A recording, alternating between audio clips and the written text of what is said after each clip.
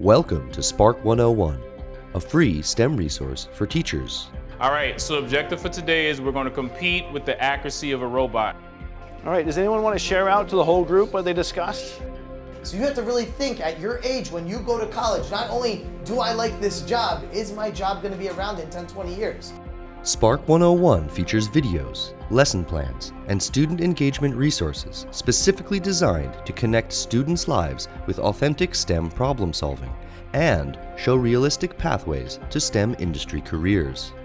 Meeting national and state educational standards, the videos and all resources are 100% free to use. Spark101 videos remove barriers like cost or distance that might keep students from seeing actual STEM environments. Spark101 teamed with the Toyota USA Foundation to create 6 new videos that engage diverse students in STEM learning and introduce pathways to potential manufacturing careers.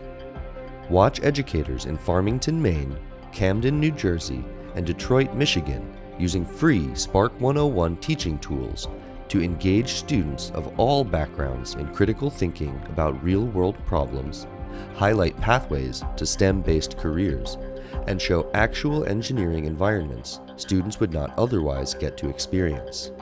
Now, let's see Spark101 in action.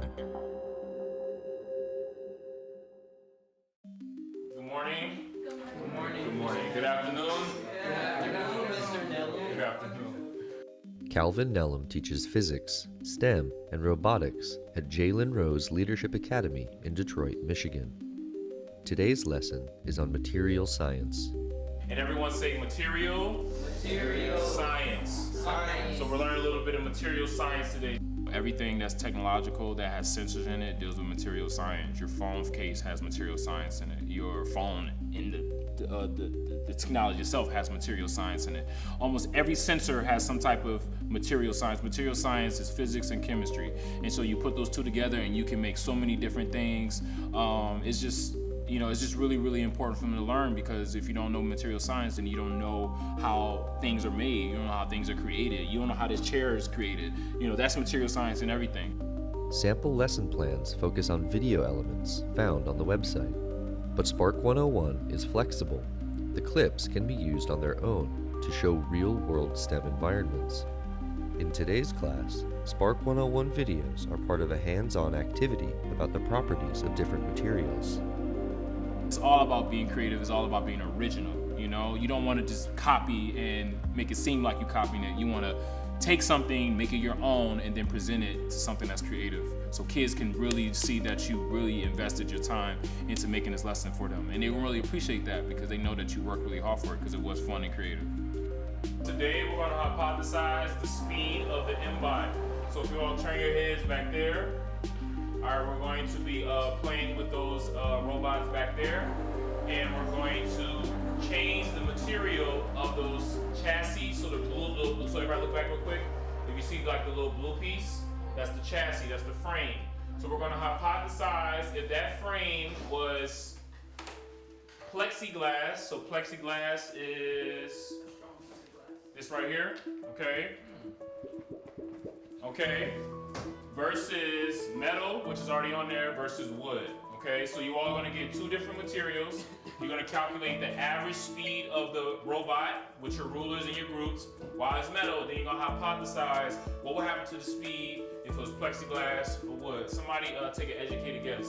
What do you think would happen to the speed if it was wood? Would it go up or go down, Diego? Sharing with the class gives students a chance to hear their peers' ideas. If it's already metal and you change it to wood, I feel like the speed will go up. Okay, what do you think will happen to the plexiglass? I think if you use plexiglass, the speed Will increase, okay, and then Jalen? I agree with Holly. I think if you use plexiglass, the speed will go faster because it's the lightest. So that's what we're going to play with. Then we're going to watch a video from our sponsor, it's Toyota, and you're going to see how they pretty much change the material of some type of object and they measure a variable. Today's lesson adapts the challenge in the Spark101 video to fit the current unit. The variable is going to be a little bit different. Our variable is going to be speed. Their variable is going to be something that's a lot more complex, but it's still kind of the same thing. I'm going to run through this as fast as possible so we can get through this, because you're going to have to do this for your lab today. Reviewing key background information makes sure every student has the knowledge needed to engage with the lesson. Joner is running, he runs for 100 meters. What is this? Distance, time, what is the speed? S equals 100 divided by 6, which is what? 16.4 meters per second. 16.4 meters per second. All right, and then the last one, somebody help me out. It's 5. It's 5? Yeah, the answer is 5. S equals D over T equals to 20 over 4 equals to 5. S equals 20 kilometers divided by 4 hours. So if you want to be a material scientist, you're someone that wants to make phone cases, someone that wants to make sensors. So a sensor is material science. This table right here, this is made out of some type of material. What is that material here? Wood. It's wood. So that is material science as well. One of my main goals when I'm teaching is I'm letting kids know like you're learning stuff for a reason. Familiar examples, phone cases or desks, connect a complex concept like material science to items in students' everyday lives, making it easier to understand. Spark101 videos also use examples that connect with students' lives. Using those videos, it was a direct connection. So scholars, they knew how to build a chassis because we built a chassis for a robot. So if they can see that in the car, they can see, oh, that's the connection. All right, you're gonna go to that blank page, all the way on the back, and you're gonna copy down the word MBOT chassis, and I'm going to tell you what it is. Every robot has a chassis, every car has a chassis. That's what your axles and wheels are put on. All right? This is going to be the material that we're going to change. So we're going to hypothesize and say, what's going to happen to the speed if I change the chassis to plexiglass? What's going to happen to the speed if I change the material to wood? Thumbs up, everybody got that? All right, so you're going to write down the materials, the names of the materials we're going to be working with today. Like I said, wood, and everyone say plexiglass. So plexiglass is a very strong plastic that is really, really, really hard to break. Okay? Why would we use plexiglass versus like any other material? What was so significant about plexiglass? It's strong. It's strong. Jalen, you want to add anything to that? Right, it's flexible. Alright, so materials, plexiglass, and wood. Try to give me just a basic one-sentence definition of what you see here. So we know a metal is a solid material that is typically hard, shiny, malleable, fusible, ductile, good electrical and thermal conductivity. Okay, examples of metals would be iron, gold, silver, copper, aluminum. I'm going to show you a video, and then I'm going to stop it at a certain point, and we're going to start the lab for today. Before moving from the intro to the first Spark 101 segment, a brief reminder that this lesson uses the video in a flexible, customized way. The challenge that they're going to give us is going to be a little bit different from what we do, but it's still material science. Okay, this is a real-world application of material science. So if you're really interested in engineering and you want to become an engineer, this type of stuff you will be dealing with once you are old enough.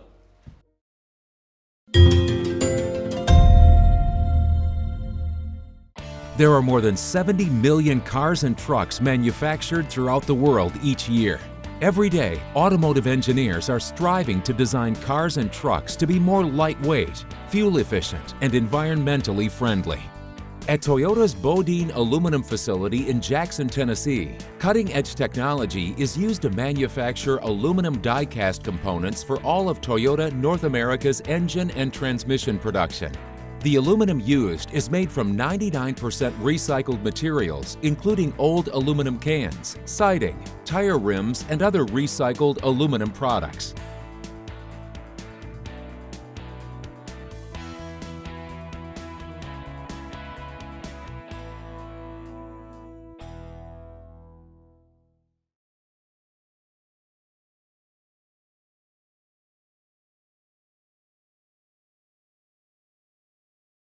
I'm Travis Hartman. I'm engineering manager for Toyota Motor North America.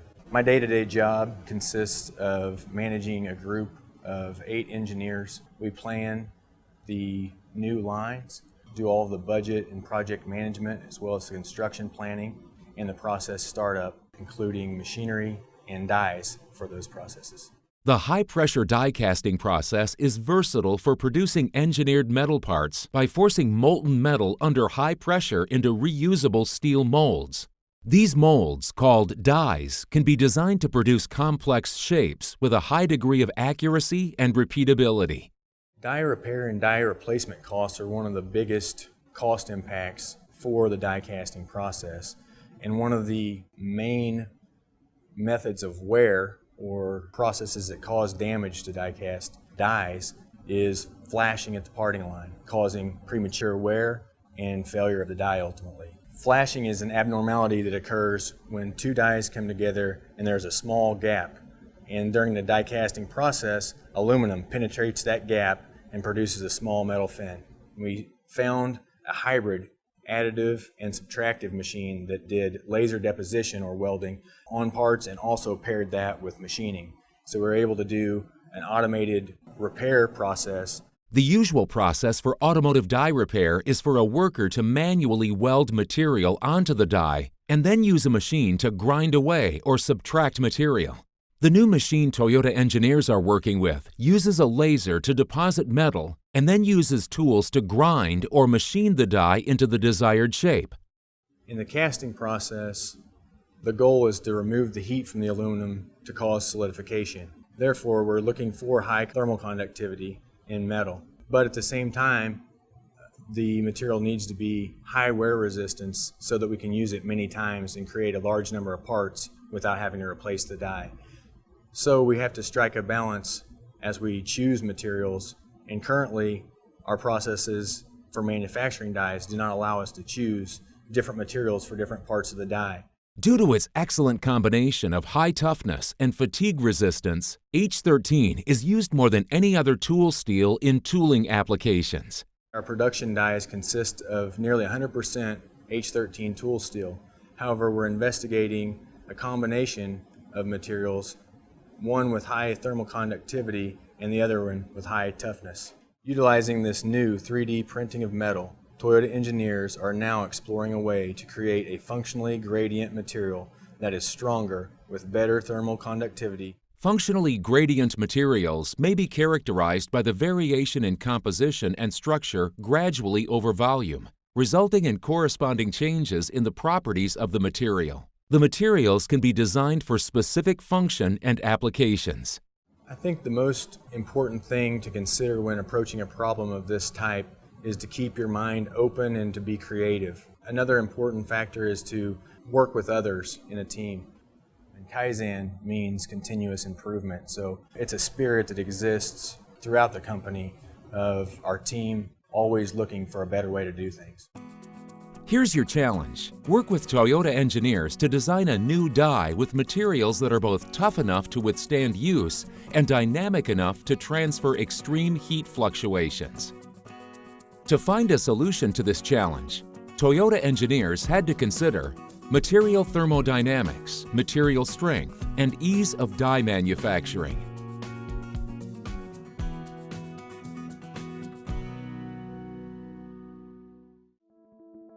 What they're realizing is that a lot of the materials that they're using are expensive. Not only they're expensive, they're not good for the what? Environment. Spark101 videos work as part of any STEM class. Customizing the lesson, such as anticipating areas that might need additional explanation, increases the chances of success. And then once I got just the fundamental stuff, I was able to be creative enough to be like, okay, I know my kids are gonna understand this. I know they're not gonna get this. I know they're gonna probably have a hard time with this. So let me make sure I'm creative enough to make sure it's successful and effective for the kids to learn. And let me know where my kids are at. Let me slow down. Let me pause the video and explain instead of just, showing them the whole thing. So H13 is what? A type of steel. Okay, it's a mixture steel. So write that down. H13 is a special mixture steel. All right, so what we're gonna do is our die is gonna be the metal chassis, and instead of heat, we're gonna measure speed. I believe one of the challenges in the video, it's how can you decrease the absorption of the heat by changing the different type of metals. And so my variable is the absorption of heat, and then I'm changing different type of metals. So I want to see how my chassis is changing based off of, you know, the different materials that I'm using. So for my class, we're going to be changing from metal to wood to plexiglass of the chassis of the robot. And I want them to see how the speed of the robot changes if you were to change those materials. And they're going to hypothesize. All right, so what we're going to do is we're going to put our desks together in fours, and I'm going to give you an M-bot and a mat, and we're going to get started with the lab to see how the speed changes. Spark101 videos show workers in real-world STEM environments, which often means working together in teams. The collaborative aspect was really, really good to see, because you can see that those people weren't just working by themselves, they were working with a team. They had a lead engineer, they had an associate engineer. I don't think, you know, there's any job in the world where you just work by yourself. You know, science, you have to work in a team. All right, so look, y'all, so this is what the robot should be able to do. So you can see I'm controlling with my phone, okay? So what you all are gonna do, you're gonna get your ruler, and you're gonna drive it along the ruler for a certain amount of time, come around, bring it back, and do the same thing again. All right, ladies and gents, we have about 12 minutes. I want to try to get through this as much as possible. So I need one person on the ground with the ruler on the floor, and we can get started with the lab. Here, Andre, you can do it. Back here. Move your. You're gonna put the ruler on the floor. And so back to the timer. I can count it for you. Look, turn it to the, hit the button. It might be on the wrong one. Which button? Nellum. That's a black button. It's like meter, 1 meter. 1 meter for that whole stick. So how many seconds? No, we gotta count. However long it drives. You're in the driver. You gotta time it. We gotta count till we As it goes from end to end. So stop it when it's the end. Yeah, you think we should redo it? Yeah. They just want to drive. Yeah. 3, 2, 1, go. Bro. Done. No, it's the wheel. It's the wheel. The wheel is turned in.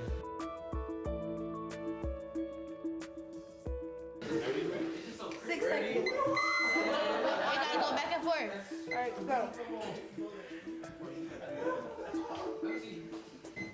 Ready, set, go. This is hard. All right. So now what I want you all to do is I want you to stop where you're at. Okay. And you're gonna go to the part where it says, how will the speed of the robot change if you replaced it with wood and then plexiglass? So you drove it, you saw how it rides. Now feel the wood. I'm gonna pass it on the plexiglass again, and I want you to hypothesize and rate them. We're hypothesizing. So imagine if the plexiglass was the exact same volume as that chassis. Hypothesize and tell me what will happen to the speed, and then we're gonna talk about it. Take the next 3 minutes and do that for me, please. Pairing a Spark101 video with a hands-on lab activity shows students that real-world STEM careers don't revolve around papers and bookwork. They're touching, they're feeling, they're seeing that this is heavier, this is lighter. Okay, I can make an educated guess based off of, you know, my senses. I just mainly like the hands-on application. You know, more like a lot of classes are really like paper-based, but I think the Spark videos, you don't see anybody writing or doing equations. You see people working with, you know, machinery. You see people playing with computers, and that's the real world. You know, everything is a computer. All right, which one do you think? We'll travel faster. This more lighter. That's more lighter than that? Obviously that's heavier, but imagine if that was the same size as that. Would that be the same? Would it be lighter? No, Would it be heavier? I think this would be. This would be a little bit heavier than this, like a couple ounces heavier. Okay, what about the metal? The metal's gonna be the slowest, right? Yeah. At the end of class, students come together in a large group to share their conclusions. All right, so for group one, give me your ranking from least velocity to greatest velocity. Metal, plexi, or wood and wire. We said plexi because plexi would be the lightest of all three. Okay, So that meaning, if it's lighter, it can go faster. okay, after that, Wood would be next because it's also the second lightest, okay. but it's not as durable as plexi. Sure. And metal would be last. Okay, all right, and then Mariah. We said that plexiglass would be first because it's lighter and it'll go faster. And then we said wood would be second. And then we said metal would be last because that's more viable. Okay, all right. So everyone say row. Row. Everyone say row. Row. Everyone say mass. Mass. Everyone say volume. Volume. Everyone say density. Density. Everyone say mass. Mass. Everyone say volume. Volume. All right, so somebody tell me why 1, 4, 5, and 3. What are one of these variables for the reason why the speed goes lower when you have a lighter material? Go ahead, Davion. I think it's because of the density. Because with density, that's how much atoms is compact inside of an object. So it'll make it way more what? That's right. All right, y'all have a good day. Spark101 videos are flexible enough to use, in part or as a whole, to show students that real-life engineering careers use both STEM knowledge and professional skills they've learned in school. Communication skills, knowing how to take constructive criticism, knowing how to settle conflict resolution. All those things are important. I think the Sparks video provided that image for kids to see that I'm not only going to be learning and doing math, I'm going to be working with a team and building things and fixing a problem that can not only help my boss and make my boss happy, it's going to fix a problem that can help society, help human beings, and provide a better life for people.